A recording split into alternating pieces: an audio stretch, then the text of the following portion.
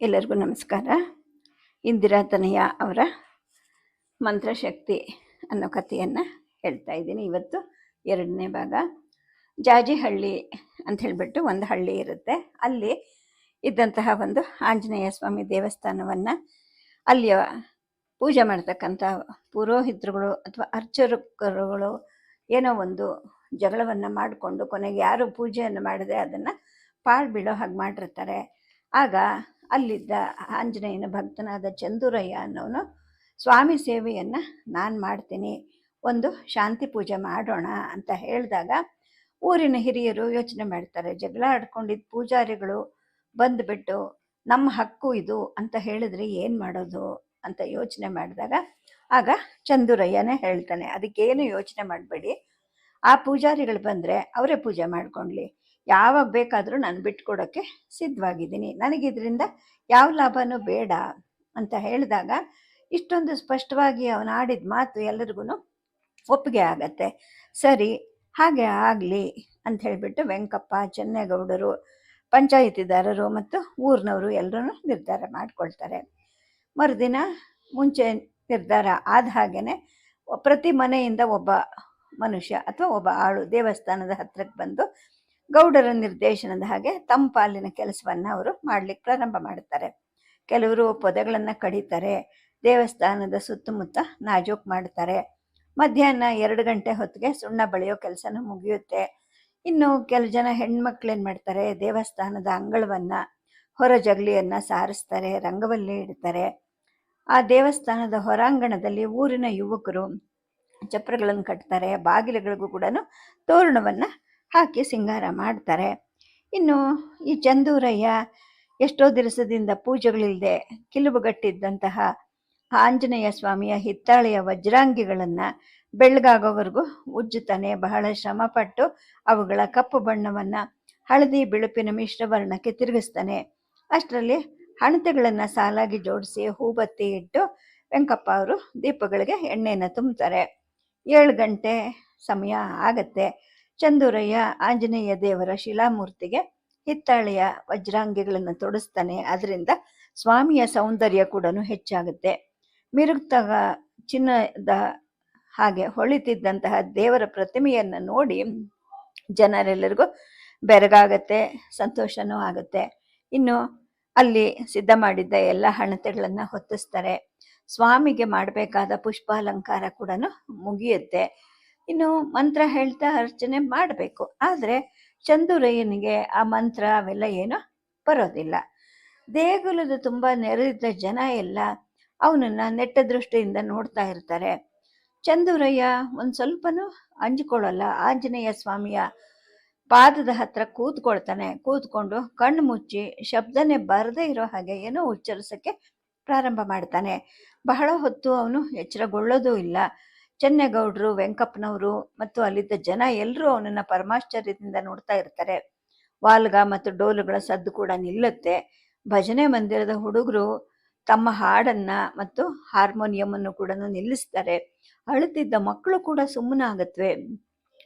ಮಾತಿಗೆ ತೊಡಗಿದ್ದ ಹೆಣ್ಮಕ್ಳು ಕೂಡ ಮೌನವಾಗಿ ಮೂರ್ತಿ ಕಡೆಗೆ ನೋಡ್ತಾ ಇರ್ತಾರೆ. ಊರೇ ಆಂಜನೇಯ ಸ್ವಾಮಿಯ ದೇವಸ್ಥಾನದಲ್ಲಿ ನೆರೆದಿರುತ್ತೆ. ಆದರೆ ಸೂಜಿ ಬಿದ್ದರೂ ಕೂಡ ಸದ್ದು ಕೇಳುತ್ತೇನೋ ಅನ್ನುವಷ್ಟು ಮೌನ ಅಲ್ಲಿ ನೆಲೆ ಊರಿರುತ್ತೆ. ಹೀಗೇನೆ ಎಷ್ಟೋ ಹೊತ್ತು ಕಳೆದು ಹೋಗುತ್ತೆ.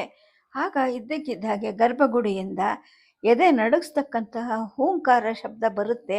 ಆಗ ಚಂದೂರಯ್ಯನಿಗೆ ಎಚ್ಚರಿಕೆ ಆಗತ್ತೆ. ನೆರೆದಿದ್ದವರೆಲ್ಲರೂ ಕೂಡ ಗಾಬರಿಯಿಂದ ದೇವರನ್ನು ನಿಟ್ಟಿಸ್ತಾರೆ. ಕೆಲ ಮಕ್ಕಳು ಆ ಹೂಂಕಾರಕ್ಕೆ ಬೆಚ್ಚಿ ಚೀರ್ತಾರೆ. ವೆಂಕಪ್ಪನವರ ಕಣ್ಣುಗಳಿಂದ ಕೂಡ ನೀರು ಧಾರಾಕಾರವಾಗಿ ಹರಿಲಿಕ್ಕೆ ಪ್ರಾರಂಭ ಆಗತ್ತೆ. ಯಾರು ಈ ರೀತಿಯ ಅಮಾನುಷವಾದ ಸದ್ದನ್ನು ಮಾಡಿದವರು ಅನ್ನೋದು ಎಲ್ಲರಿಗೂ ಯೋಚನೆ ಮಾಡೋ ವಿಷಯವಾಗಿ ಕಾಡುತ್ತೆ. ಚಂದೂರಯ್ಯ ಅಂತ ಮೌನವಾಗಿ ಕೂತಿರ್ತಾನೆ. ಅವನ ಮುಖದಲ್ಲಿ ಪ್ರಸನ್ನತೆಯ ಕಾಂತಿಪೂರ್ಣನಾಗೆ ಆಕರ್ಷಕವಾಗಿ ಮಿಂಚ್ತಾ ಇರುತ್ತೆ. ಅವನು ಈ ರೀತಿ ಶಬ್ದ ಮಾಡಿದ್ದ ಅಂತ ಯಾರು ಅಂದ್ಕೊಳ್ಳಲ್ಲ. ಆದರೆ ವೆಂಕಪ್ಪನವ್ರಿಗೆ ಮಾತ್ರ ಗೊತ್ತಿರುತ್ತೆ.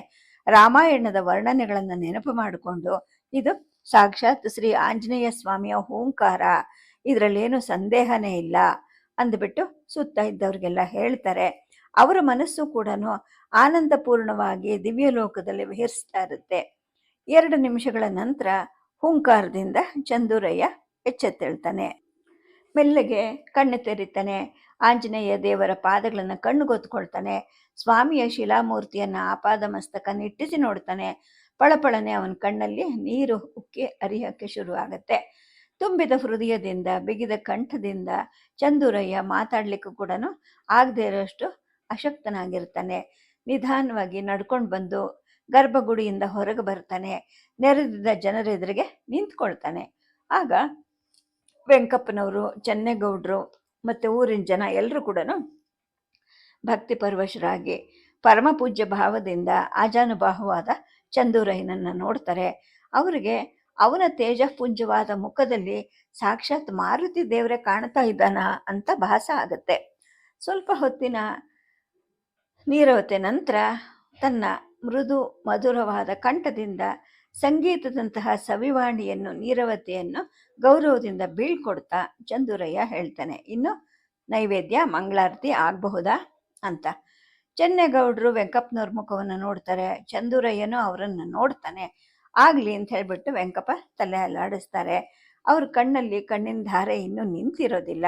ಚಂದೂರಯ್ಯನ ಕಡೆಗಿದ್ದ ದೃಷ್ಟಿ ಇನ್ನೂ ಹಿಂತಿರುಗೋದಿಲ್ಲ.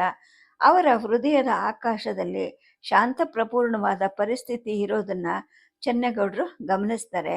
ನಿಧಾನವಾಗಿ ಸ್ವಾಮಿ ಅಂತ ಕರೀತಾರೆ. ವೆಂಕಪ್ಪನವರು ಈಗ ಸಾವಧಾನವಾಗಿ ತಮ್ಮ ಮುಖವನ್ನು ಗೌಡ್ರ ಕಡೆಗೆ ತಿರುಗಿಸ್ತಾರೆ. ಹೇಳ್ತಾರೆ, ಗೌಡ್ರೆ, ಚಂದೂರಯ್ಯ ನಮ್ಮ ನಿಮ್ಮ ಹಾಗೆ ಸಾಮಾನ್ಯ ಮನುಷ್ಯ ಅಲ್ಲ. ಅವನು ಪರಮದೈವ ಭಕ್ತ. ಆಂಜನೇಯ ದೇವರೇ ಅವನ ಭಕ್ತಿಗೆ ಮೆಚ್ಚಿ ಹುಂಕಾರ ಮಾಡಿ ಅದರ ಮೂಲಕ ತನ್ನ ಆನಂದವನ್ನು ವ್ಯಕ್ತಪಡಿಸಿದ್ದಾನೆ. ಇನ್ನು ನಮ್ಮೂರಿಗೆ ಯಾವುದೇ ಭಯ ಇಲ್ಲ. ಚಂದೂರಯ್ಯ ಇರೋವರೆಗೂ ಆಂಜನೇಯ ದೇವರ ಕರುಣೆ ನಮ್ಮೂರಿನ ಮೇಲೆ ಇರುತ್ತೆ. ಚಂದೂರಯ್ಯನೇ ಇನ್ಮೇಲೆ ಆಂಜನೇಯ ದೇವರ ಪೂಜಾರಿ. ಈ ದೇವಸ್ಥಾನ ಆತನ ವಶಕ್ಕೆ ಸೇರಿದ್ದು ಅಂತ ಹೇಳ್ಬಿಟ್ಟು ವೆಂಕಪ್ಪ ಹೇಳ್ತಾರೆ. ಗೌಡರು ಕೂಡ ಮೌನವಾಗಿ ಅದನ್ನ ಸಮ್ಮತಿ ಮಾಡ್ತಾರೆ. ಚಂದೂರಯ್ಯ ಗರ್ಭಗುಡಿ ಒಳಗಡೆ ನಡೀತಾನೆ. ವೆಂಕಪ್ಪನವರು ತಂದಿಟ್ಟಿದ್ದಂತಹ ಬಾಳೆಹಣ್ಣಿನ ರಸಾಯನವನ್ನ, ಹೆಸರುಬೇಳೆ ಕೋಸಂಬರಿಯನ್ನ ದೇವ್ರ ಮುಂದೆ ಇಡ್ತಾನೆ. ಅದರ ಮೇಲೆ ನೀರನ್ನ ಪ್ರೋಕ್ಷಣೆ ಮಾಡ್ತಾನೆ. ಭಕ್ತಾದಿಗಳೆಲ್ಲ ತಂದು ಕೊಟ್ಟಿದ್ದ ತೆಂಗಿನಕಾಯಿಗಳನ್ನ ಒಡೆದು ಅವರವರ ತಟ್ಟೆಗಳಲ್ಲಿ ಇಟ್ಟಿದ್ದ ಕರ್ಪೂರವನ್ನ ಮಂಗಳಾರತಿ ತಟ್ಟೆಗೆ ಸುರುಕೊಂಡು ಹೊತ್ತಿಸ್ತಾನೆ. ಮುನಿಸ್ವಾಮಿಯ ನಾಗಸ್ವರ ಮೊಳಗತ್ತೆ. ಭಜನೆ ಮಂದಿರದ ಯುವಕರು ಕೂಡ ಉಚ್ಚಕಂಠದಿಂದ ಮಂಗಳವನ್ನು ಹಾಡ್ತಾರೆ. ಗುಡಿಯ ಅಂಗಳದಲ್ಲಿ 2 ದೊಡ್ಡ ದೊಡ್ಡ ತೂಗು ಗಂಟೆಗಳು ಕಟ್ಟಿರ್ತಾರೆ. ಅವು ಕೂಡ ಢಣ ಢಣ ಸದ್ದು ಮಾಡತ್ವೆ.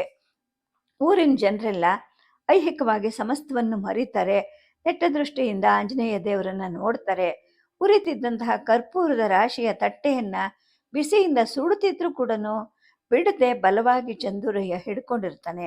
ದೇವರ ಮುಂದೆ ಸಾವಧಾನವಾಗಿ 3 ಸುತ್ತನ್ನು ತಿರುಗಿಸ್ತಾನೆ. ಆ ನಂತರ ಹೊರಗಡೆಗೆ ಬಂದು ಗರ್ಭಗುಡಿಯ ಕಲ್ಲು ಹೊಸಲಿನ ಮೇಲೆ ಅದನ್ನ ಇಡ್ತಾನೆ.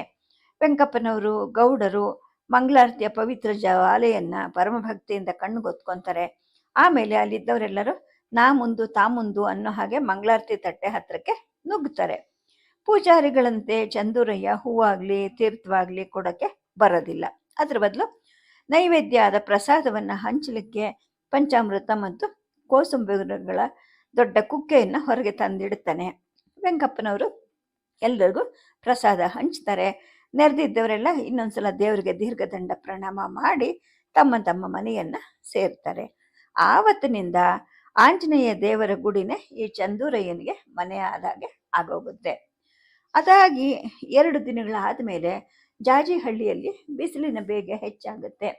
ಒಂದು ಮಧ್ಯಾಹ್ನ ಗೌಡರ ಏಕಮಾತ್ರ ಪುತ್ರಿ ಗೌರಿ ಅಂತಿರ್ತಾಳೆ. ಅವಳು ಬಿಸಿಲಿನ ಝಳವನ್ನ ತಡಿಲಾರ್ದೆ ದಪ್ಪಂತ ಕೆಳಗೆ ಉರುಳ್ತಾಳೆ.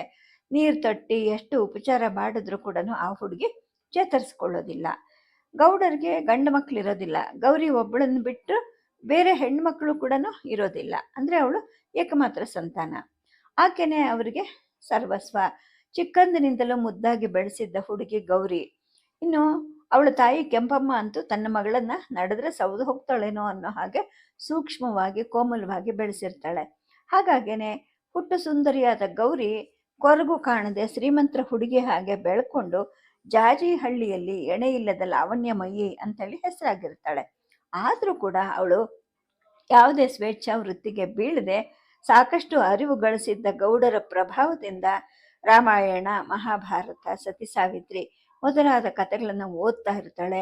ಪಾತಿವೃತ್ಯದ ಕನಸು ಕಟ್ಟತಕ್ಕಂತಹ ಸುಗುಣಶೀಲಿಯಾಗಿ ಬೆಳೀತಾ ಇರ್ತಾಳೆ. ಇಂತಹ ಹುಡುಗಿ ಇದ್ದಕ್ಕಿದ್ದ ಹಾಗೆ ಬಿಸಿಲಿನ ಜಳಕ್ಕೆ ಹೀಗೆ ದೊಪ್ಪನ ಕೆಳಗೆ ಬಿದ್ದು ಬಿಟ್ಲಲ್ಲ. ಇನ್ನು ಗೌಡರಿಗೆ, ಕೆಂಪಮ್ಮನವ್ರಿಗೆ ದಿಕ್ಕು ತೋಚುತ್ತಾ ಎಷ್ಟು ಉಪಚಾರ ಮಾಡಿದ್ರು ಈ ಮಗಳು ಚೇತರಿಸ್ಕೊಳ್ದೆ ಇದ್ದಾಗ ತಮ್ಮ ಮಗಳ ಆಯುಸ್ಸು ಮುಗಿದು ಹೋಯಿತು ಅಂತ ತಿಳಿದು ಅವರು ಗಟ್ಟಿಯಾಗಿ ಅಳಕ್ಕೆ ಶುರು ಮಾಡ್ತಾರೆ. ಅಕ್ಕಪಕ್ಕದವರಿಂದ ಸುದ್ದಿ ವೆಂಕಪ್ಪನವ್ರಿಗೂ ತಿಳಿಯುತ್ತೆ. ಅವರು ಗೌಡ್ರ ಮನೆಗೆ ಧಾವಿಸಿ ಬರ್ತಾರೆ. ಆಗ ಗೌಡ್ರು ಕೂಗ್ತಾರೆ, ಸ್ವಾಮಿ ನನ್ನ ಮಗಳು ಹೋಗ್ಬಿಟ್ಲು ಬುದ್ಧಿ ಅಂದ್ಬಿಟ್ಟು ಕರುಳು ಕಿತ್ಕೊಂಡು ಹೋಗೋ ಹಾಗೆ ಕೂಗ್ತಾರೆ. ಏನು ಮಾಡೋಕ್ಕೂ ತೋಚದೆ ವೆಂಕಪ್ಪನವರು ಗೌರಿ ಹತ್ರಕ್ಕೆ ಬರ್ತಾರೆ. ಏನು ಮಾಡೋಕ್ಕೂ ಅವ್ರಿಗೂ ತೋಚೋದಿಲ್ಲ. ಅಷ್ಟರಲ್ಲಿ ಪ್ರಶಾಂತ ಮೂರ್ತಿಯಾಗಿ ಚಂದೂರಯ್ಯನು ಅಲ್ಲಿಗೆ ಬರ್ತಾನೆ. ಯಾರ ಜೊತೆಗೂ ಏನು ಮಾತಾಡೋದಿಲ್ಲ. ನೇರವಾಗಿ ಗೌರಿ ಹತ್ರಕ್ಕೆ ಹೋಗ್ತಾನೆ. ಅವಳ ತಲೆಯನ್ನು ತಡವುತ್ತಾನೆ, ಹಣೆ ಮೇಲೆ ಕೈಯಾಡಿಸ್ತಾನೆ. ತಕ್ಷಣ ಗೌರಿ ಕಣ್ ತೆರಿತಾಳೆ. ಅಮ್ಮ ಅಂತಾಳೆ. ವೆಂಕಪ್ಪನವರು ಆಶ್ಚರ್ಯಚಕಿತರಾಗಿ ಈ ದೃಶ್ಯವನ್ನ ನೋಡ್ತಾರೆ. ಗೌಡ್ರು, ಕೆಂಪಮ್ಮ ಎಲ್ಲರೂ ಅಳುವನ್ನ ನಿಲ್ಲಿಸಿ ಗೌರಿಯನ್ನ ಅಪ್ಕೊಳ್ತಾರೆ. ಅಯ್ಯೋ ನಮ್ಮಮ್ಮ, ನಮ್ಮ ಜೀವನೇ ಹೋಗ್ಬಿಟ್ಟಿತ್ತಲ್ಲೇ, ನಮ್ಮನ್ನೆಲ್ಲ ಬಿಟ್ಬಿಟ್ಟು ಹೊಂಟೋಗಿದ್ಯಲ್ಲೇ ಗೌರಿ ಅಂದ್ಬಿಟ್ಟು ತಾಯಿ ಮಗಳ ಕೂದಲನ್ನ ನೇವರಿಸ್ತಾಳೆ. ಗುಂಪಲ್ಲಿ ಸೇರಿದವರೆಲ್ಲರೂ ಕೂಡ ಚಂದೂರಯ್ಯನ ಅದ್ಭುತ ಶಕ್ತಿಗೆ ಬೆರಗಾಗ್ತಾರೆ. ಮೂಕರ ಹಾಗೆ ಎಲ್ಲರೂ ನಿಂತಿರ್ತಾರೆ. ಆಗ ವೆಂಕಪ್ಪ ಹೇಳ್ತಾರೆ, ನೋಡಿದ್ರ ಗೌಡ್ರೆ, ಚಂದೂರಯ್ಯ ನಮ್ಮ ಹಾಗೆ ಸಾಮಾನ್ಯ ಮನುಷ್ಯ ಅಲ್ಲ ಅಂತ ನಾನು ಹೇಳಲಿಲ್ವಾ? ನೋಡಿ ಈಗ ಗೌರಿ ಹೇಗೆ ಬದುಕೊಂಡ್ಲು ಅಂತ ಹೇಳ್ತಾರೆ.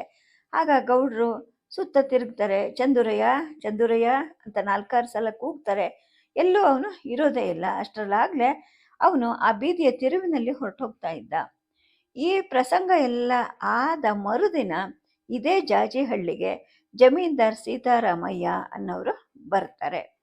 ಗೌಡ್ರು, ವೆಂಕಪ್ಪನವರು ಅವರನ್ನು ಎದುರುಕೊಂಡು ಉಪಚಾರ ಮಾಡ್ತಾರೆ. ಯಾಕೆ ಅಂತಂದರೆ, ಈ ಸೀತಾರಾಮಯ್ಯನಿಗೆ ಈ ಜಾಜಿಹಳ್ಳಿನೇ ಸ್ವಂತ ಸ್ಥಳ. ಅವರು ಇಲ್ಲಿ ಬೇಕಾದಷ್ಟು ಜಮೀನನ್ನು ಹೊಂದಿರ್ತಾರೆ. ಸುಮಾರು ಜಾಜಿಹಳ್ಳಿಯ ಅರ್ಧದಷ್ಟು ಭಾಗನೇ ಅವ್ರದ್ದಾಗಿರುತ್ತೆ. ಆದರೆ ಅವರು BL ಪರೀಕ್ಷೆ ಪಾಸ್ ಮಾಡಿ ಬೆಂಗಳೂರಲ್ಲಿ ಲಾಯರ್ ಆಗಿರ್ತಾರೆ. ಅಲ್ಲೇ 4-6 ಬಂಗಲೆಗಳನ್ನು ಕಟ್ಟಿ ಬಾಡಿಗೆಗೂ ಕೊಟ್ಟಿರ್ತಾರೆ. ಜೊತೆಗೆ ವಕೀಲ ವೃತ್ತಿಯಲ್ಲಿ ಒಳ್ಳೆ ಹೆಸರು ಗಳಿಸಿರೋದ್ರಿಂದ ಹಣದ ಮಳೆ ಕೂಡ ಅವ್ರ ಮನೆಯಲ್ಲಿ ಸದಾ ಸುರಿತಾ ಇರುತ್ತೆ. ಇಂತಹ ಸೀತಾರಾಮಯ್ಯನವ್ರಿಗೆ ಜಾಜಿಹಳ್ಳಿಲೂ ಕೂಡ ಅರಮನೆ ಅಂತಹ 3 ಅಂತಸ್ತಿನ ಒಂದು ದೊಡ್ಡ ಬಂಗ್ಲೆನೇ ಇರುತ್ತೆ. ಮೊದಲಿಂದಲೂ ಇವ್ರದ್ದು ತುಂಬ ಮೋಜಿನದು ಮತ್ತು ಆಡಂಬರದ ಜೀವನ. ಹಣವನ್ನು ನೀರಿನ ಹಾಗೆ ಚೆಲ್ಲಿ ಇಷ್ಟವಾದ ಸುಖವನ್ನು ಬೇಕಾದ ಹಾಗೆ ಅನುಭವಿಸೋದು ಅವರ ಸ್ವಭಾವ ಆಗಿರುತ್ತೆ. ಹಾಗಾಗಿ ಅವರು ಬೆಂಗಳೂರಿಂದ ಜಾಜಿಹಳ್ಳಿಗೆ ಬರಬೇಕಾದ್ರೆ ತಮ್ಮ ಕಾರಲ್ಲಿ ಒಬ್ಬ ಅಡುಗೆಯವಳನ್ನು ಮತ್ತು 4 ಮಂದಿ ವಯಸ್ಸಿಗೆ ಬಂದ ಹುಡುಗಿಯರನ್ನು 12ಕ್ಕೂ ಕಡಿಮೆ ಇಲ್ಲದ ಹಾಗೆ ವಿಸ್ಕಿ ಸೀಸೆಗಳನ್ನು ತಂದಿರ್ತಾ ಇರ್ತಿದ್ರು. ಹಳ್ಳಿಯ ತಮ್ಮ ಬಂಗ್ಲೆಯಲ್ಲಿ 4 ದಿನ ಯಾವುದೇ ಚಿಂತೆ ಇಲ್ಲದೆ ಆನಂದದಿಂದ ಸುಖವಾಗಿದ್ದು ಆನಂತರ ಬೆಂಗಳೂರಿಗೆ ವಾಪಸ್ ಹೋಗ್ತಾ ಇದ್ರು. ಇಷ್ಟಾದರೂ ಕೂಡ ಸೀತಾರಾಮಯ್ಯ ಕೈ ಹಿಡಿದ ಹೆಂಡತಿಯನ್ನು ಯಾವತ್ತೂ ಕಡೆಗಣಿಸಿರಲಿಲ್ಲ. ಇವ್ರ ಹೆಂಡತಿ ಹೆಸರು ಸುಶೀಲಮ್ಮ ಅಂತ. ಹಾಗೆ ಹೆಸರಿಗೆ ತಕ್ಕ ಹಾಗೆ ಗುಣವಂತೆ, ತುಂಬ ಒಳ್ಳೆ ಹೆಣ್ಮಗಳು. ಗಂಡನ ಸುಖಕ್ಕೆ ಆಕೆ ಯಾವತ್ತೂ ಅಡ್ಡಿ ಬಂದವಳಲ್ಲ. ಎಷ್ಟೋ ಸಲ ಸೀತಾರಾಮಯ್ಯ ತಮಗೆ ಬೇಕಾದ ಹೆಂಗಸರನ್ನ ಮನೆಗೆ ಕರ್ಕೊಂಡು ಬಂದು 4-6 ದಿನ ಇಟ್ಕೊಂಡು ಬಾಹ್ಯ ಪ್ರಪಂಚವನ್ನೇ ಮೆರೀತಿದ್ರು. ತನ್ನ ಕಣ್ಣೆದುರಿಗೇನೆ ಗಂಡನಾದವನು ಬೇರೊಂದು ಹೆಂಗಸಿನ ಜೊತೆ ಸುಖವನ್ನ ಅನುಭವಿಸ್ತಿದ್ರು ಕೂಡ ಸುಶೀಲಮ್ಮ ಯಾವತ್ತೂ ಅಸೂಯೆ ಪಟ್ಟವಳಲ್ಲ. ತನ್ನ ಗಂಡನನ್ನ ತೃಪ್ತಿಪಡಿಸೋಕ್ಕೆ ಬರ್ತಿದ್ದಂತಹ ಅಂತಹ ಹೆಣ್ಣು ಮಕ್ಕಳನ್ನು ಆದರದಿಂದಲೇ ಉಪಚಾರ ಮಾಡಿ ಸೇವೆ ಶುಶ್ರೂಷೆಗಳನ್ನು ಸಲ್ಲಿಸೋಕ್ಕೆ ತಾನೇ ಮುಂದಾಗ್ತಿದ್ಲು. ಆ ಮಟ್ಟಿನ ಸಾಧ್ವೆಯಾಗೆ. ಹೀಗೆ ಅಮಾನುಷ ಸಹನಾಮಯೂ ಅಮೃತಪೂರ್ಣ ಸ್ನೇಹಮಯೂ ಆಗಿದ್ದ ಈ ಸುಶೀಲಮ್ಮನಿಗೆ ಹುಟ್ಟಿದ್ದು ಒಬ್ಬನೇ ಒಬ್ಬ ಗಂಡು ಮಗ. ಆದರೆ ಅವನು ತಾಯಿ ಥರ ಗುಣವಂತನ ಆಗಿರಲಿಲ್ಲ. ಅದೊಂದು ಕೊರಗು ಆ ತಾಯಿಗೆ ಸದಾ ಉಳಿಯೋ ಹಾಗಾಗೋಗಿರುತ್ತೆ. 4-6 ಜನ ಮಕ್ಕಳನ್ನು ಹೆತ್ತು ಮಣ್ಣಿಗೂ ತೆತ್ತು ಸುಶೀಲಮ್ಮನ ಮೈ ರಕ್ತವೇ ಬತ್ತಿ ಹೋಗಿ ಅವಳ ಕಣ್ಣೀರು ಬತ್ತು ಹೋಗಿ ಜೀವನದಿಯು ಬಿಸಿ ಮರಳಿನ ಮೇಲೆ ಹೊರಳಾಡೋ ಹಾಗೆ ಆಕೆ ಸ್ಥಿತಿ ಇರುತ್ತೆ. ಕಂಡ ಕಲ್ಲುಗಳಿಗೆ, ದೇವರುಗಳಿಗೆ ಎಲ್ಲಕ್ಕೂ ಕೈ ಮುಗಿತಿರ್ತಾಳೆ. ಹರಕೆ ಹೊತ್ತು ಉಪವಾಸಗಳನ್ನು ಮಾಡಿ ಸಂತಾನಕ್ಕೋಸ್ಕರ ಆಕೆ ಹಂಬಲಿಸಿರ್ತಾಳೆ. ಅವಳ ಪ್ರಾರ್ಥನೆ ಈಡೇರ್ತೇನೋ ಅನ್ನೋ ಹಾಗೆ 1 ವರ್ಷದ ನಂತರ ಆಕೆ ಗರ್ಭವತಿಯಾಗಿ ಗಂಡು ಮಗುವನ್ನು ಕೂಡ ಹೆತ್ತಿರ್ತಾಳೆ. ಆ ಮಗುನೇ ರಾಜು. ಹೊಳೆವ ಕಣ್ಗಳು, ಹಾಲುಗೆನ್ನೆಯ ಬಿಳಿ ಬಣ್ಣದ ಮುದ್ದು ಮುದ್ದಾದ ಮಗು ದಿನ ದಿನಕ್ಕೆ ತಾಯಿ ತಂದೆಯನ್ನು ಆನಂದಗೊಳಿಸ್ತಾ ಇರುತ್ತೆ. ಸುಶೀಲಮ್ಮ ಆ ಮಗುವಿನಲ್ಲಿ ಸ್ವರ್ಗವನ್ನು ಕೂಡ ಕಂಡಿರ್ತಾಳೆ. ಈ ರಾಜು ಮೊದಲಿಗೆ ವಿದ್ಯಾಭ್ಯಾಸದಲ್ಲಿ ಚುರುಕಾಗಿರ್ತಾನೆ. ಕಾಲೇಜು ಮೆಟ್ಟಲು ಹತ್ತುತ್ತಾ ತಂದೆ ಹಾಗೇನೆ ಅವನು ಕೂಡ ವಿಷಯ ಲಂಪಟ ಆಗೋಗಿರ್ತಾನೆ. ಒಲಿದು ಬಂದ ವಿದ್ಯಾ ಸರಸ್ವತಿ ಅಷ್ಟಕ್ಕೆ ಅವನ ಕೈ ಬಿಟ್ಬಿಟ್ಟಿರ್ತಾಳೆ. ಮಗನ ನಡವಳಿಕೆಯಿಂದ ಸುಶೀಲಮ್ಮನ ಕನಸು ಒಡೆದು ಹೋಗಿರುತ್ತೆ. ಕಂಡ ಹೆಣ್ಣುಗಳ ಬೆನ್ನು ಹತ್ತಿ ಹೋಗ್ತಿದ್ದ ರಾಜುಗೆ ಒಂದೊಂದ್ಸಲ ಪ್ರತೀಕಾರದ ಪೆಟ್ಟು ಕೂಡ ಬೀಳ್ತಾ ಇರುತ್ತೆ. ಇಷ್ಟೆಲ್ಲ ಆದರೂ ಕೂಡ ಅವನು ತನ್ನ ತಂದೆಯ ಆದರ್ಶವನ್ನ ಗುರಿಯಾಗಿಟ್ಕೊಂಡು ನಡೀತಾ ಇರ್ತಾನೆ. ಜೊತೆಗೆ ಆ ಸೀತಾರಾಮಯ್ಯ ಕೂಡ ಮಗನ ನಡವಳಿಕೆಯನ್ನ ಎಂದೂ ಆಕ್ಷೇಪಣೆ ಮಾಡ್ತಾನೆ ಇರ್ತಾ ಇರಲಿಲ್ಲ. ಇರೋನೊಬ್ಬನೇ ಮಗ, ಅವನಿಗಿಷ್ಟ ಬಂದ ಹಾಗೆ ಇದ್ಕೊಳ್ಳಿ ಅಂಥೇಳಿ ಸುಮ್ಮನಿರ್ತಾನೆ. ಕೊನೆಗೆ ಸುಶೀಲಮ್ಮನೆ ಬಹಳವಾಗಿ ಯೋಚನೆ ಮಾಡ್ತಾಳೆ. ತಮ್ಮ ಮಗನಿಗೊಂದು ಮದುವೆ ಮಾಡಿದ್ರೆ ಇವನ ಲಗಾಮು ಹರಿದ ಕುದುರೆ ಆಟ ಸ್ವಲ್ಪ ಮಟ್ಟಿಗೆ ನಿಲ್ಲಬಹುದು ಅಂತ ಯೋಚನೆ ಮಾಡಿ ಸೀತಾರಾಮಯ್ಯನವ್ರಿಗೆ ಮಗನಿಗೆ ಮದುವೆ ಮಾಡೋಣ ಅಂಥೇಳಿ ಹೇಳ್ತಾಳೆ. ಅವನಿಗೆ ಹೆಂಡತಿ ಬೇಕು ಅನ್ನೋ ಆಸೆಗಿಂತ ನಿನಗೆ ಸೊಸೆ ಬೇಕು ಅನ್ನೋ ಆಸೆ ಹೆಚ್ಚಾಗಿದೆ ಅಂತ ಹೇಳ್ಬಿಟ್ಟು ಸೀತಾರಾಮಯ್ಯ ಹೆಂಡತಿನ ಮೂದಲಿಸ್ತಾನೆ. ಆಮೇಲೆ ಹೇಳ್ತಾನೆ, ಮದ್ರಾಸಲ್ಲಿ ಭೀಮರಾಯರು ಅಂದ್ಬಿಟ್ಟು ನನ್ನ ಸ್ನೇಹಿತರಿದ್ದಾರೆ, ಅವ್ರಿಗೊಬ್ಬ ಮಗಳಿದ್ದಾಳೆ ಮಂಗಳ ಅಂತ, ಅವಳನ್ನು ತಂದ್ಕೊಂಡ್ರೆ ಆಯಿತು ಬಿಡು ಅಂತ ಹೇಳ್ತಾರೆ. ಅವ್ರದ್ದು ಒಳ್ಳೆ ಮನೆತನನ ಅಂತ ಈಕೆ ಕೇಳಿದಾಗ, ಅಯ್ಯೋ ಇದೇನು ಹಿಂಗೆ ಕೇಳ್ತೀಯಾ, ನಮಗಿಂತ ಅವ್ರು ಯಾವುದ್ರಲ್ಲಿ ಕಡಿಮೆ ಆಗಿದ್ದಾರೆ. ಉಡುಪಿ ತಾಲೂಕಲ್ಲಿ ಏಲಕ್ಕಿ ತೋಟ ಇದೆ, ಬ್ರಹ್ಮಾವರದ ಹತ್ತಿರ ಬೇಕಾದಷ್ಟು ಗದ್ದೆ ಇದೆ, ಅಲ್ಲದೆ ಅವ್ರಿಗೆ ಮದ್ರಾಸಲ್ಲಿ ಸರ್ಕಾರಿ ನೌಕರಿ ಇದೆ, ಕೈ ತುಂಬ ಸಂಬಳ ಬರುತ್ತೆ, ಇಬ್ಬರೇ ಹೆಣ್ಮಕ್ಳು, ಮೊದಲನೇವಳಿಗೆ ಕಾಸರಗೋಡಲ್ಲಿ ಮದುವೆ ಆಗಿದೆಯಂತೆ, ಈಗಿರೋ ಈ 2ನೇ ಮಗಳು ಮದುವೆಗೆ ಬಂದಿದ್ದಾಳೆ, ನಾವು ಒಂದು ಮಾತು ಕೇಳಿದ್ರೆ ಸಾಕು ಅವರು ಸಂತೋಷದಿಂದಲೇ ಒಪ್ಕೊಳ್ತಾರೆ ಅಂತ ಹೇಳಿಬಿಟ್ಟು ಹೆಂಡತಿಗೆ ಹೇಳ್ತಾರೆ. ಸದ್ಯಕ್ಕೆ ಕಥೆಯನ್ನು ನಿಲ್ಲಿಸಿರ್ತೀನಿ. ನಮಸ್ಕಾರ.